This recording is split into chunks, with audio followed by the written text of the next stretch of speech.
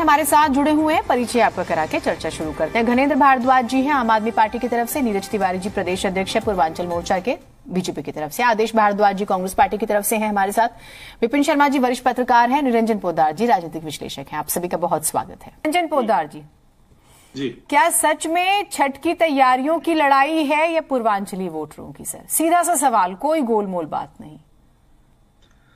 देखिए जीनत जी, निश्चित रूप से राजनीतिक पार्टियों के लिए जहां पे वोट और नोट होते हैं, राजनीतिक पार्टियां वहां टूट करके पड़ती हैं। निश्चित रूप से जिस तरीके से पूर्वांचली वोट बैंक यहां पे दिल्ली के अंदर चुनावों को प्रभावित करने में सक्षम हुआ है, तब से ये राजनीतिक पार्टियां जिस तरीके से छठ के ऊपर एक राजनीति, जो छठी मैया जो पूर्वांचली समाज का एक सबसे बड़ा त्योहार माना जाता है, उसके ऊपर जिस तरीके से नूरा कुश्ती और जिस तरीके से मेरे हिसाब से ये जो छीना झपटी चल रही है श्रेय लेने की, मेरे हिसाब से बहुत दुर्भाग्य है।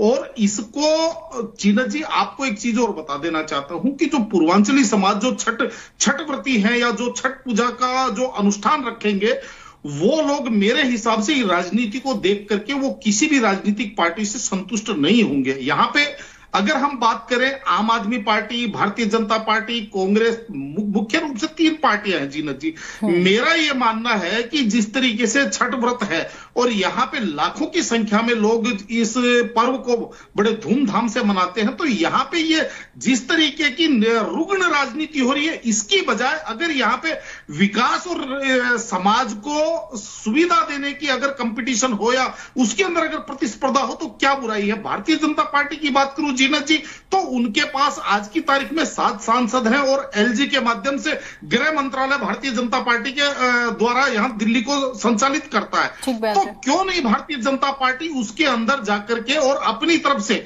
और इस तरीके से फैसिलिटेट करे कि भाई आम आदमी पार्टी जो कर रही है उनसे हमें कोई मतलब नहीं, लेकिन हम और ज्यादा फैसिलिटेट छठ व्रतियों को करेंगे, पहली बात। और आम आदमी पार्टी की बात है तो निश्चित रूप से जीनत जी, मैं भी बहुत वर्षों से देख रहा हूं और इन चीजों से, सामाजिक जो चीजें होती हैं, इनसे मैं बड़ा नजदीक से जुड़ा हुआ होता हूं। जिस तरीके से जो छठ पूजा समितियां आज की तारीख में दिल्ली में लगभग 3 से 3.5 हजार छठ पूजा समितियां संचालित होती हैं, और वो लगभग 6 महीने पहले से आप ये मान के चलिए आर्थिक से लेकर के और वहां पे वस्तु स्थिति की जाकर के अपनी व्यवस्थाओं के अंदर व्यवस्था करते हैं और अपने आपसी सामंजस्य और आपसी कलेक्शन से, जैसे किसी से 1100 लेकर के, किसी से 500 लेकर के, और अपना जिस तरीके से वो व्यवस्थाएं करते हैं, उसका केवल और केवल श्रेय लेना मेरे हिसाब से उचित नहीं है। हाँ ठीक है, जिस तरीके से आम आदमी पार्टी ने कुछ इस छठ व्रत के ऊपर कुछ ना बहुत कुछ चीजें ऐसी हैं जिनकी मैं प्रशंसा भी करूंगा,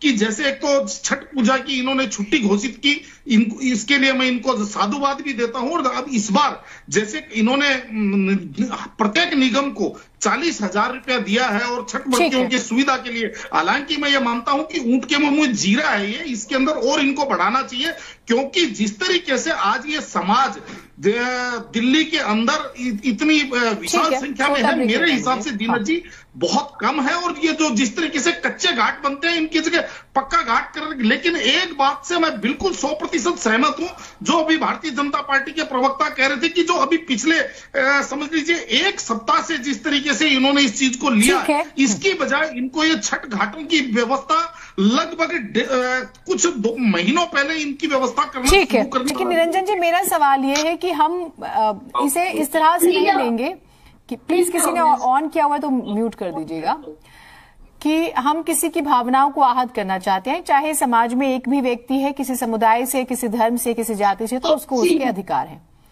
लेकिन यहाँ पर बार बार हो रहा है कि ये नहीं, ये नहीं, ये फैसिलिटी नहीं, ये फैसिलिटी। एक नई परंपरा शुरू हो रही है क्या दबाव बनाने की, जो हम पूर्वांचली वोटर्स की बार बार बात कर रहे हैं।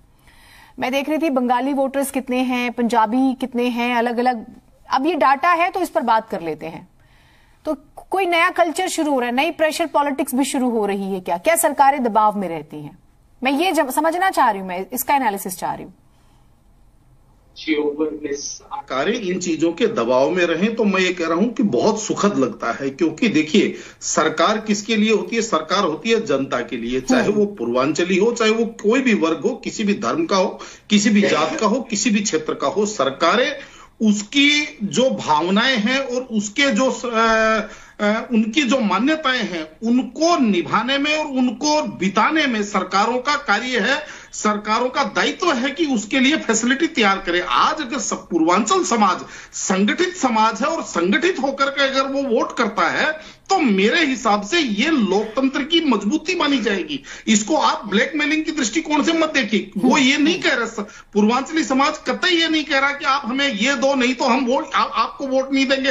हाँ। ये तो जिस तरीके से राजनीतिक पार्टियों में एक प्रतिस्पर्धा चली है पूर्वांचली वोटरों को अपनी तरफ आकर्षित करने के लिए, तो देखिए इसको तो ये तो वास्तव में अगर आप ये मान के चले तो अच्छी राजनीति और अच्छे लोकतंत्र की पहचान है कि इस तरीके से अगर सरकारें अगर प्रतिस्पर्धा में आ जाए, विकास के लिए प्रतिस्पर्धा में आ जाए, समाज के उत्थान के लिए, चाहे वो अन्य कोई भी समाज हो, किसी भी समाज के लिए उत्थान के लिए अगर प्रतिस्पर्धा में आ जाए तो मेरे हिसाब से ये हमारे जो नीति नियंता, हमारे जो संविधान निर्माता है, शायद उनकी भावनाओं के अनुरूप ये चीज हो रही है। जीनत जी, इसके अंदर कहीं कोई इसके अंदर अतिशयोक्ति नहीं मान रहा कि ये कोई ब्लैकमेलिंग का रास्ता है या ऐसा होना चाहिए या नहीं होना चाहिए।